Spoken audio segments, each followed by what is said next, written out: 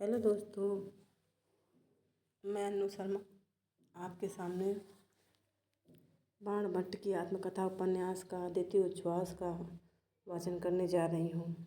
आप सबको मालूम है कि हमने पिछली वीडियो में इस उपन्यास का प्रथम उच्छ्वास का वाचन किया था और अब आप इसके द्वितीय उच्छ्वास का वाचन सुन सकते हैं। इसकी भूमिका और इसका प्रथम उच्छ्वास प्लेलिस्ट में जाकर आप पढ़ सकते हैं, सुन सकते हैं। और अब हम इसके द्वितीय उच्छ्वास का वाचन करेंगे। यह बाणभट्ट की आत्मकथा कई प्रतियोगी परीक्षाओं में लगी हुई कृति है, इसलिए हमने सोचा कि इसका वाचन कर दिया जाए। तो फिर चलिए शुरू करते हैं। द्वितीय उच्छ्वास। मैं तेजी से बढ़ा जा रहा था। भावी जीवन की रंगीन कल्पनाओं में डूबते इतराते मनुष्य को आसपास देखने की फुर्सत कहाँ होती है। मैं एक प्रकार से आँख मूंद कर चल रहा था। इसी समय एक क्षीण कोमल कंठ ने पुकारा, भट्ट, ओ भट्ट, इधर देखो, मुझे पहचानते हो? इस आवाज़ ने मुझे चौंका दिया। इस सुदूर स्थानेश्वर में मुझे पहचानने वाला यह कौन है? भागते हुए घोड़े की वल्गा जिस प्रकार रोक देती है, भागते हुए घोड़े को वल्गा मतलब लगाम, यहाँ पे वल्गा का मतलब क्या बताया गया है? लगाम, है ना। जिस प्रकार रोक देती है, उसी प्रकार मेरी दौड़ती हुई विचारधारा को इस आवाज़ ने रोक दिया। मैंने पीछे मुड़कर देखा। एक अति कमनीय मूर्ति रमणी मुझे आवाज़ दे रही थी। उसके मुखमंडल पर तारुण्य था, परंतु उसकी दीप्ति धुंधली हो गई थी, जैसे धुआं उंगली उगलती हुई दीप शिखा हो। उसकी आंखें संध्या के धुंधले प्रकाश में चमक रही थी। उनके किनारे पर साफ ही दिख जाने वाली काली रेखाएं उस चमक को अभिभूत नहीं कर पाती थी। वह एक पान की दुकान पर बैठी थी। ऐसा लगता था कि वह पान कम बेच रही थी, मुस्कान ज़्यादा। मुझे पहचानने की शक्ति का गर्व था। मैं हंसी वाली रुलाई और रुलाई वाली हंसी पहचानने में अपने को सिद्धहस्त समझता था, पर यह हंसी एक विचित्र प्रकार की थी। उसमें आकर्षण था पर आसक्ति नहीं थी, ममता थी पर मोह नहीं था। मैं उसकी दुकान की ओर अनायास ही खिंच गया और उसे पहचानने की कोशिश करने लगा। वह बोल उठी, भट्ट, तुम भी नहीं पहचानते? अरे, यह तो निपुणिका है। मैं एक क्षण तक उन्मथित सा, भ्रांत सा, निसंग सा खड़ा रहा, फिर एकाएक चिल्ला पड़ा, अरे न्यूनिया! अब देखिए, यहाँ पे उस युवती का नाम बताया गया है कि इसका नाम न्यूनिया था। न्यूनिया का वास्तविक नाम क्या था? निपुणिका। उसका प्राकृत नाम है। मैं उसके प्राकृत नाम से ही ज़्यादा मिला जुला हूँ। निपुणिका ने अपनी बड़ी बड़ी आँखों से मुझे डांटा। हल्ला क्यों करते हो? धीरे धीरे बोलो। और फिर उसने एक आसन सरकाते हुए कहा, बैठो, पान तो खा लो। मैं बैठ गया। निपुणिका का संक्षिप्त परिचय यहाँ दे देना चाहिए।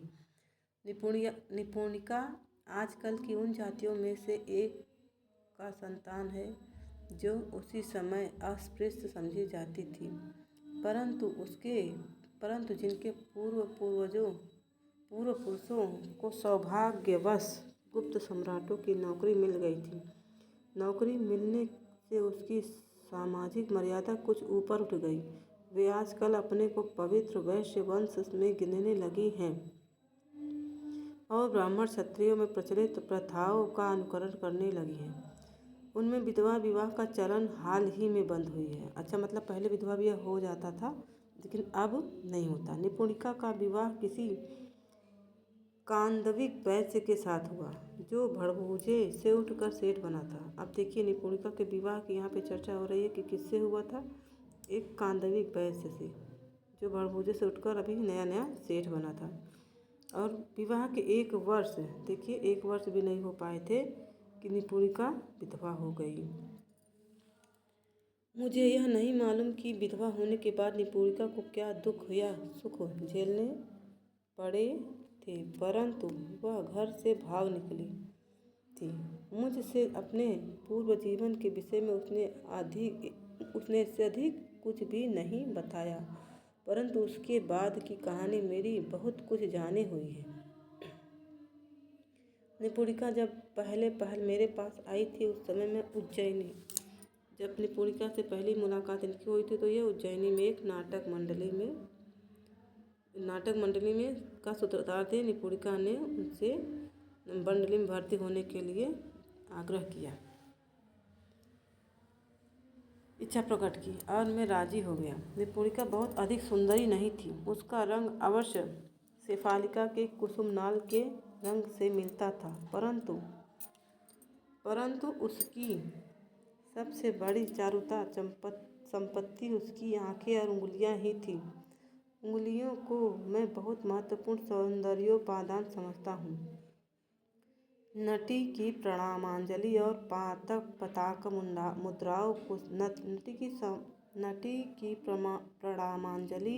पताक मुद्राओं को सफल बनाने में पतली छरहरी उंगलियां अद्भुत प्रभाव डालती हैं। सो मैंने निपुणिका को मंडली में आ जाने की अनुमति दे दी। मेरी मंडली की स्त्रियां पुरुषों की अपेक्षा अधिक सुखी थीं। बहुत छुटपन से ही मैं स्त्री का सम्मान करना जानता हूँ। साधारणतः जिन स्त्रियों को चंचल और कुलभ्रष्टा माना जाता है, उनमें एक देवी शक्ति भी होती है। यह बात लोग भूल जाते हैं, मैं नहीं भूलता।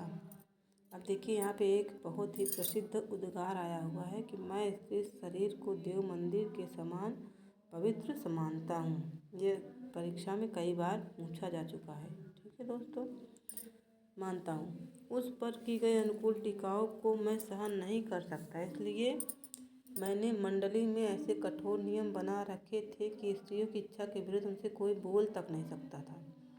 जनता में यह प्रसिद्ध था कि बाणभट्ट की नर्तकियाँ अवरोध में रहती हैं, पर इसका फल बहुत अच्छा हुआ। जनता मेरी मंडली को प्यार करने लगी थी। निपुणिका को मैं धीरे धीरे रंगभूमि पर उतारने लगा, पर उसकी अनुज्ञा लिए बिना नहीं। अनुज्ञा मतलब होता है पर अनुमति। एक दिन उज्जैनी में मेरा ही लिखा हुआ एक प्रकरण अभिनीत होने वाला था। उस दिन परम भट्टारक के उपस्थित होने की भी संभावना थी। मैंने शक्ति भर आयोजन किया था। मैंने उस दिन अपने प्रधान अभिनेताओं को अपनी उत्तम कला दिखाने के लिए खूब उत्तेजित किया था। मन ही मन मेरी इच्छा थी कि यह पूर्ण आडंबर के साथ अभिनय हो। हुआ भी ऐसा ही। महाकालनाथ की सांध्य आरात्रिका के बाद प्रेक्षागृह में लोग जमा होने लगे। नगरी के सभी संभ्रांत नागरिक यथास्थान बैठ गए। नगाड़ा बज उठा और मैंने आडंबर के साथ पूर्व रंग की विधि का अनुष्ठान किया। गायक और वादक यथास्थान बैठ गए। नर्तकियों के नुपुर झंकार के साथ वीणा, वेणु, मुरज और मृदंग मुखरित हो उठे। मैं सब श्रृंगारघर और जर्जर घर के साथ जर्जर स्थापना के लिए रंगभूमि में आया तो सामाजिकों में अपार औत्सुक्य देखकर गदगद हो गया। मेरा अभिनय बहुत सफल रहा। जर्जर उत्तोलन के बाद मैं अत्यंत संतुष्ट होकर नेपथ्यशाला में लौट गया। निपुणिका पहले से ही पुष्पोपहार लेकर वहाँ मौजूद थी। मेरे इशारे पर एक बार फिर नगाड़े पर चोट पड़ी और निपुणिका पुष्पोपहार की प्रणामांजलि लेकर रंगभूमि में अवतरित हुई। यवनिका अर्थात पर्दे के पीछे से मैं उसके अपूर्व नृत्य को देख रहा था। वीणा, वेणु और मुरज के साथ कान से ताल झनझना रहे थे और निपुणिका के निपुण वर्णन को और भी गंभीर और भी मनोहारी बना रहे थे। एकाएक बाजों का बजना रुक गया और उसकी मधुर ध्वनि के अनुसरण की पृष्ठभूमि में निपुणिका का कोमल कंठ सुनाई पड़ा। मैं आज निपुणिका का कौशल देखकर विस्मय मुक्त हो गया। गान समाप्त होते ही बाजों के साथ नुपुर के कोड़न की ध्वनि सुनाई पड़ी। बहुत ही सुकुमार भंगी से निपुणिका ने अपना उपहार देवताओं को समर्पित किया और अभिराम संचार के साथ धीरे धीरे नेपथ्य भूमि की ओर लौट आई। क्षण भर में मेरे मानस समुद्र में विक्षोभ का तूफान उठा और शांत हो गया। मैं सदा अपने को संभाल सकने में समर्थ रहा हूँ। इस बात का मुझे अभिमान है। मैंने एक बार आग्रह भरी आवाज़ में पुकारा, न्यूनिया। निपुणिका ठिठक कर खड़ी हो गई। उसका बायां हाथ कटी देश पर न्यस्त था, कंकड़ कलाई पर सरक आया था। दाहिना हाथ शिथिल श्यामा लता के समान झूल पड़ा था। उसकी कमनीय देह लता नृत्य भंगी से जरा झुक गई थी। मुखमंडल श्रम बिंदुओं से परिपूर्ण था। मुझे मालविकाग्निमित्र की मालविका याद आ गई। यहाँ पे देखिए किसका जिक्र हुआ है, मालविकाग्निमित्र की मालविका। मालविकाग्निमित्र एक बहुत बड़े संस्कृत के रचनाकार थे जिनकी मालविका पात्र है। मालविकाग्निमित्र एक किताब है जिसकी मालविका एक पात्र है।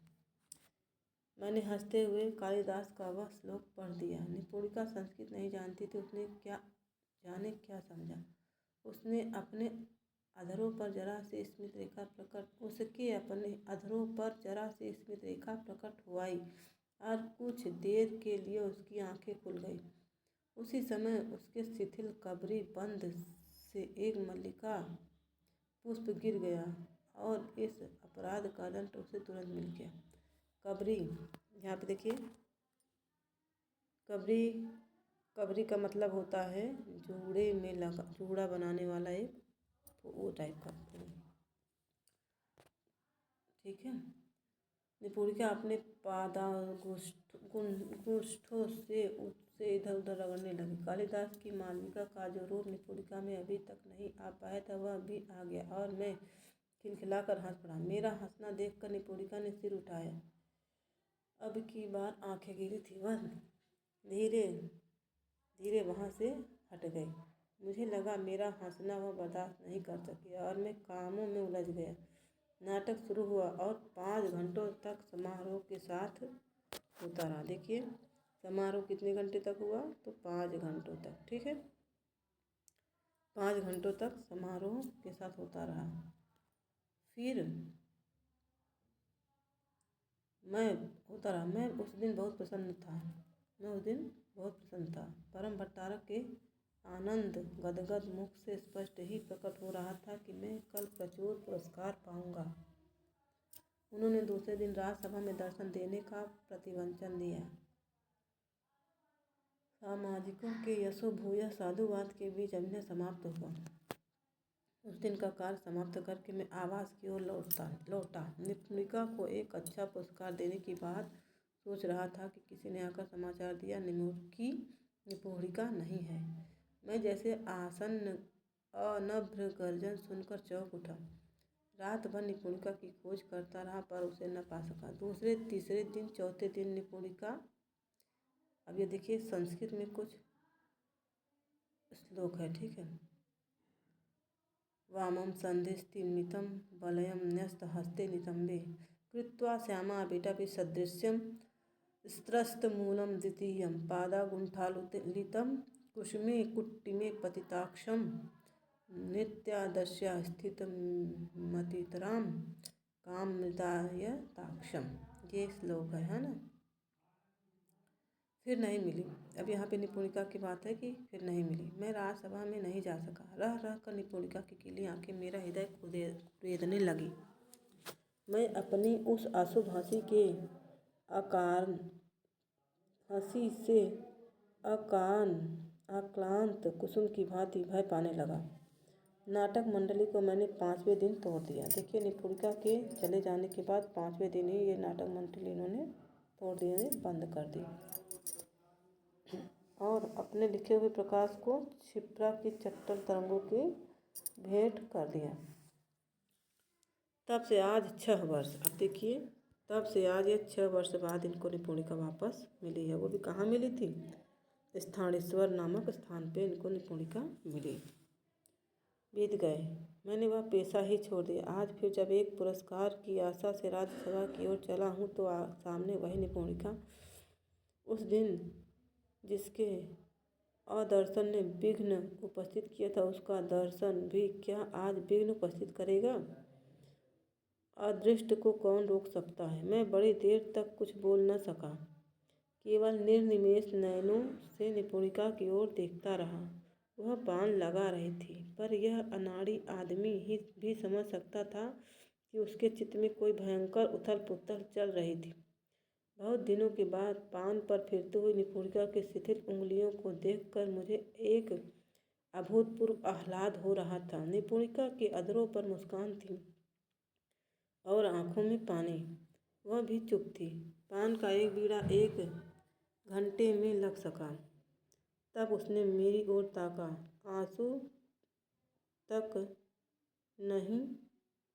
आंसू रुक नहीं सके। वे झरते रहे। मैं निर्वाक निश्चल देखता रहा। अश्रु फिर भी झरते रहे। अंत में मैं ही चिल्ला उठा, न्यूनिया, रो मत। मेरी बाड़ी जरूर कातर रही होगी। न्यूनिया अब सिसकने लगी।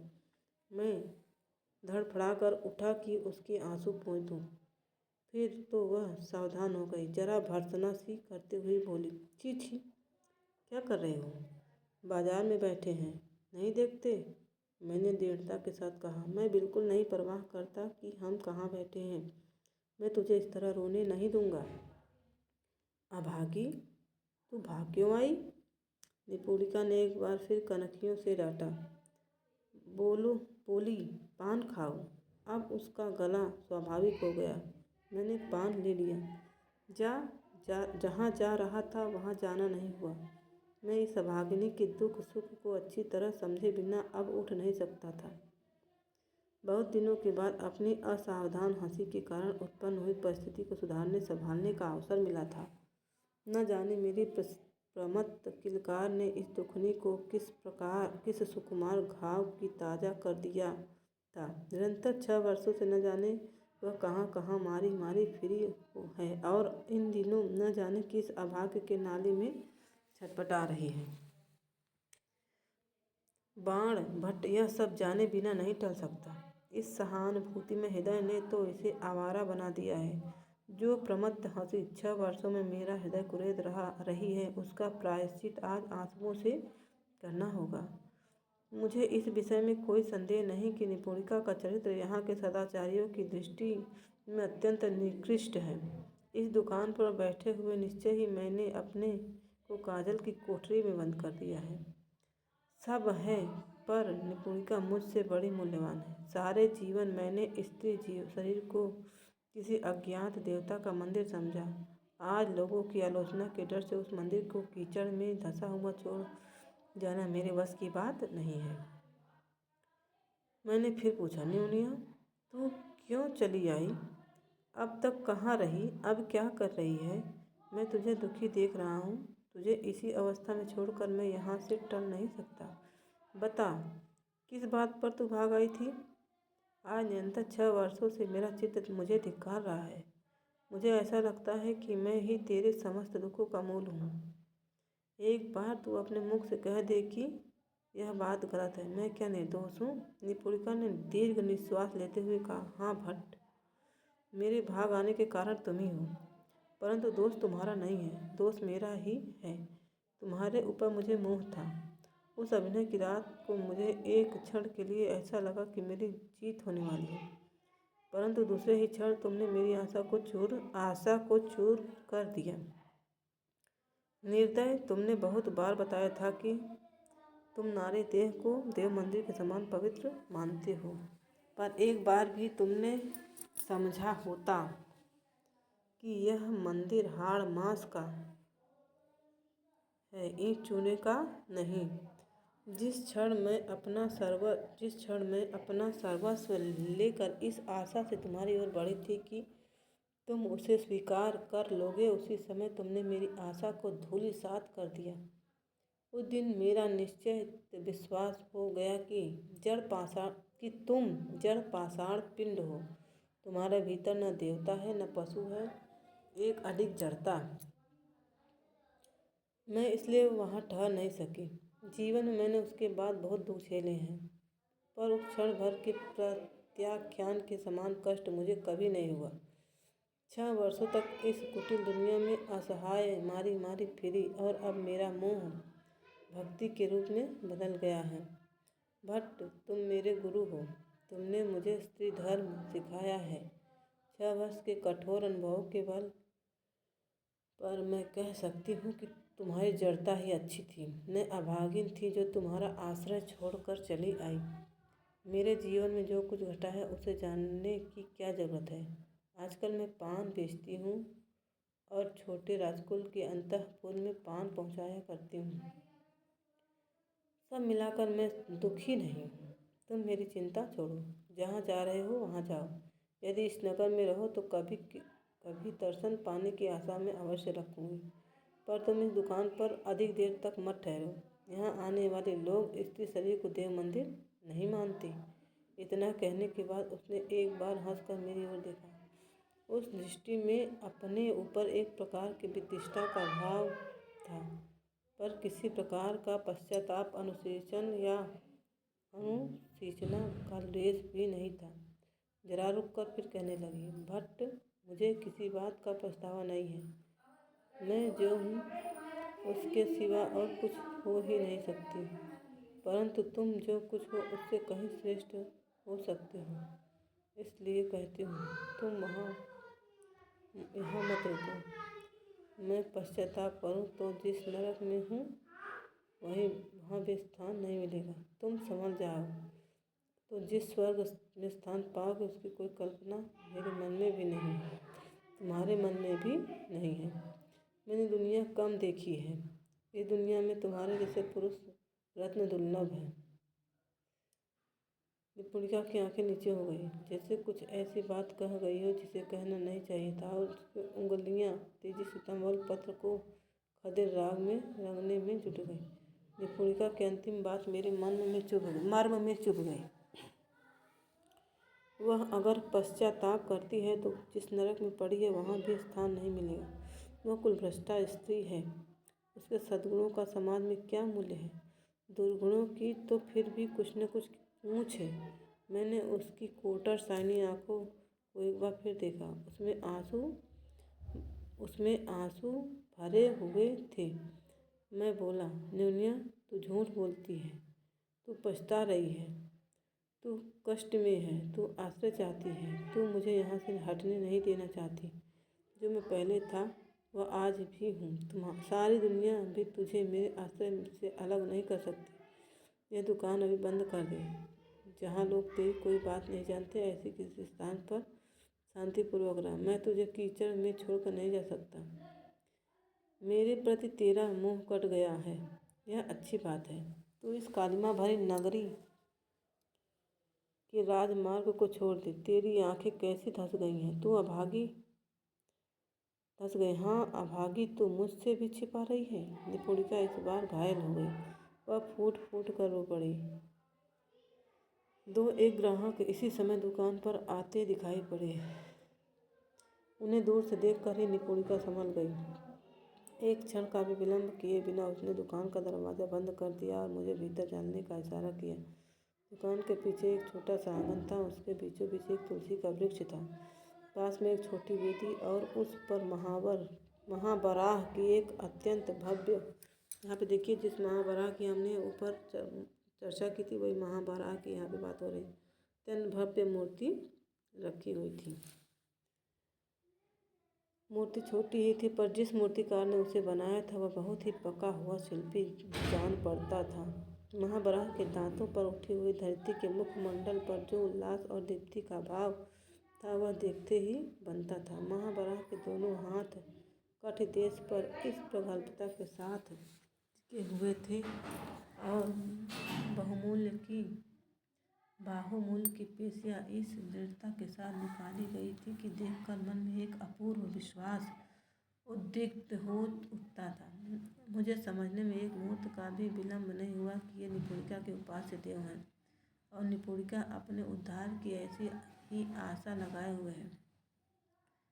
निपुणिका ने एक बार मूर्ति को सतृष्ण नयनों से देखा। उसका गला तब भी रुंधा हुआ था और इशारे से मुझे एक छोटे घर में बैठने का निर्देश किया। मैं बैठ गया।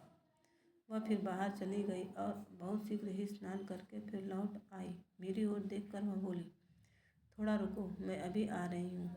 फिर वह कुछ आसन पर बैठ गई और महावराह के सामने रूंधे गले से एक स्तोत्र पाठ करने लगी। उसकी आंखों से निरंतर आंसू झरते रहे। वक्षस्थल पर का वासंती उत्तरीय इस अश्रुधारा में भीग गया। मैं यह दृश्य एकटक देखता रहा। निपुणिका धन्य है, महावराह धन्य, तुलसी धन्य, और मैं अभागा बाण इन तीनों को देख रहा हूँ सो धन्य ही हूँ। मुझे एक बार अपने गर्व की तुच्छता पर पश्चाताप हुआ। किसे आश्रय देने की बात मैं कर रहा था।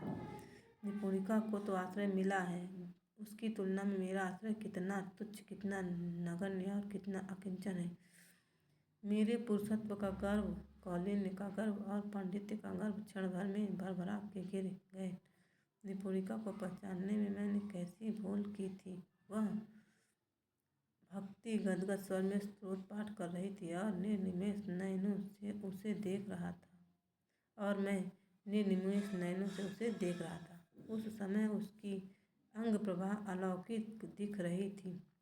कोटरगत आंखें मानो उद्वेग बारिधारा से परिपूर्ण होकर प्रफुल्ल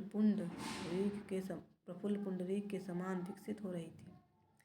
कुंतल जाल रह रह कर इस प्रकार विलुलित हो उठते थे मानो महावराह के चरण प्रांत में गिर पड़ने को व्याकुल हो उठे हों। मैं क्षण भर के लिए भूल गया कि निपुणिका हमारी नाटक मंडली की परिचित न्यूनिया है। ऐसा लग रहा था कि वह कोई देवांगना है और कब इस करुण धरती को छोड़कर ऊपर उठ जाएगी यह कहा नहीं जा सकता। मैंने इस रमणी के हृदयांत स्थित परम प्रेम मूर्ति महावराह की मन ही मन प्रणाम किया। प्रथम दर्शन में जिसे मैंने रुलाई की हंसी समझकर अपनी सहृदयता पर गर्व किया था, वह एक भद्दी भूल थी। मैंने मन ही मन अपनी अकिंचनता को धिक्कारा। इसी समय निपुणिका उठी और उसके साथ ही शांति की एक भारी स्त्री भी उठ खड़ी हुई।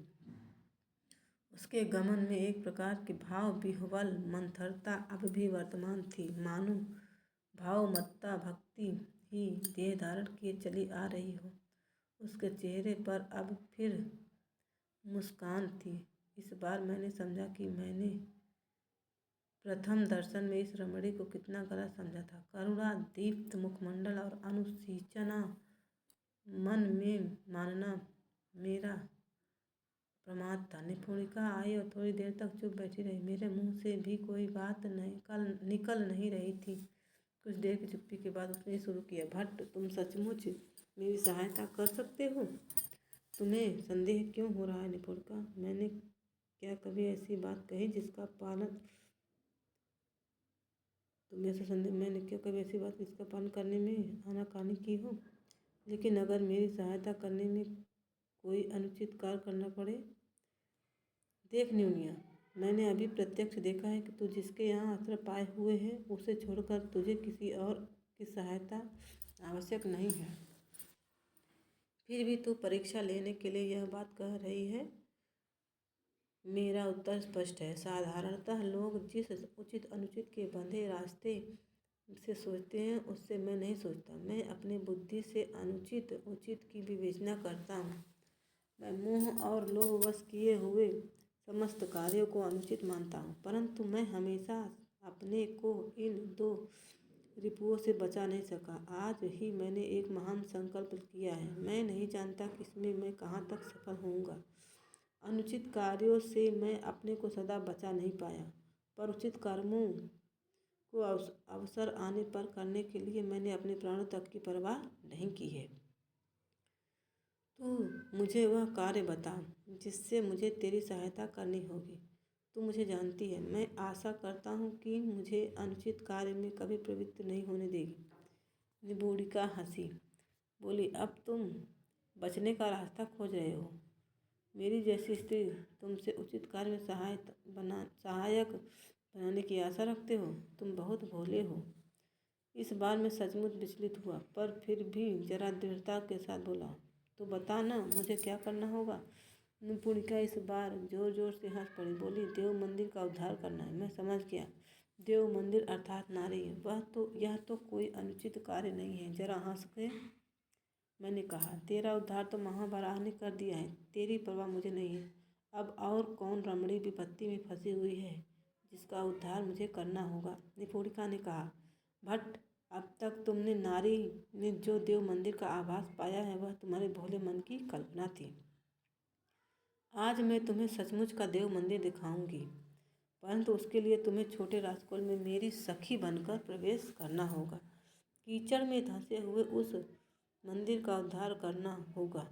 आज ही उत्तम अवसर है। महावराह ही मेरे वास्तविक सहायक है। उन्होंने ही तुम्हें यहाँ भेजा है। तुम न आते तो भी मुझे यह तो करना ही था। बोलो भट्ट, तुम यह काम कर सकोगे? तुम असुर गृह में आबद्ध लक्ष्मी का उद्धार करने का साहस रखते हो? मदिरा के पंख में डूबी हुई कामधेनु को उबारना चाहते हो? बोलो, अभी मुझे जाना है। महावराह ने आज ही अनुमति दी है। इस सीता का उद्धार करते समय तुम्हें जटायु की भांति शायद प्राण दे देना पड़ेगा। है साहस? मैं हंसा। यह काम मैं जरूर कर सकता हूँ। केवल एक बार मैंने अपने स्वर्गीय पिता को मन ही मन प्रणाम किया। पिता, आज आत्मोद्धार कर्म से विरत रहना पड़ा। समय और सुयोग मिला तो फिर कभी होता रहेगा। न जाने किस दुखिनी के दुख मोचन यज्ञ में अपने आप को होम देने की पुकार आई है। आज इसी का ऋत्विज बनने दो। निपुणिका की ओर देखकर मैंने कहा, न्यूनिया में प्रस्तुत हूँ। नेपथ्य, वेश बदलने का वस्त्र आदि ला। चलिए ठीक है, हम लोगों ने अब इसको पूरा पढ़ लिया। द्वितीय उच्छ्वास भी हमारा पूर्ण हुआ। अब मैं अनु शर्मा आपसे यह आशा करती हूँ कि आप लोग मुझे सुने और अपनी शंका का समाधान इस उपन्यास को पढ़ें, देखें और हो सके तो इसको लाइक और शेयर करें। आपकी शुभेच्छा आकांक्षी